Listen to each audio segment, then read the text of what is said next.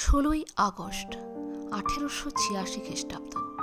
রাত 1:02 শ্রীরামকৃষ্ণ মহাসমাধিতে লীন হলেন। উপরের ঘরে কান্না শুনে মা ছুটে গেলেন এবং জোরে কেঁদে বললেন, মা কালী গো, তুমি কি দোষে আমায় ছেড়ে গেলে গো? মাকে কাঁদতে দেখে বাবুরাম ও যোগিন তার কাছে গেল এবং গোপাল মা মাকে ধরে ঘরে নিয়ে গেল। লাটু মহারাজ বলেন, মা একবার কেঁদে সেই যে চুপ করলেন, আর তার গলায় আওয়াজ শোনা গেল না। মেয়া মানুষের এমন ধৈর্য হামনে জীবনে দেখিনি। শ্রীরামকৃষ্ণের শিষ্যরা ঠাকুরের মায়িক পাঞ্চভৌতিক দেহের অস্থি ও ভস্য কাশীপুরের শ্মশান থেকে তাম্য কলসে এনে উদ্যানবাটিতে তার বিছানার ওপর রেখে জীবন্ত জ্ঞানে যথারীতি পূজা ভোগ রাগ শুরু করে দিলেন। শিষ্যরা শ্মশান থেকে ফিরলে শ্রী শ্রীমা বিধবার বেশ ধারণ করার জন্য প্রস্তুত হলেন। ট্র্যাডিশনাল হিন্দু বিধবাদের আমরা ব্রহ্মচারিণীর বেশে দেখি।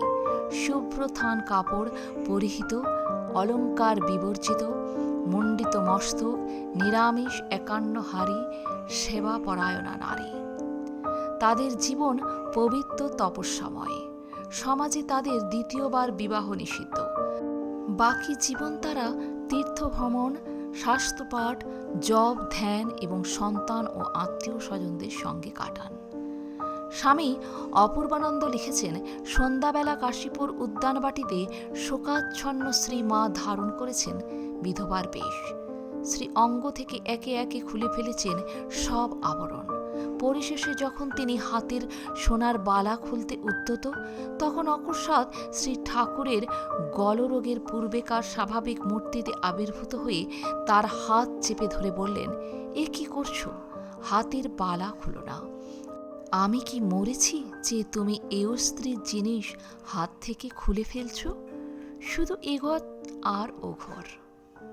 শ্রীমা হাতের বালা আর খুললেন না।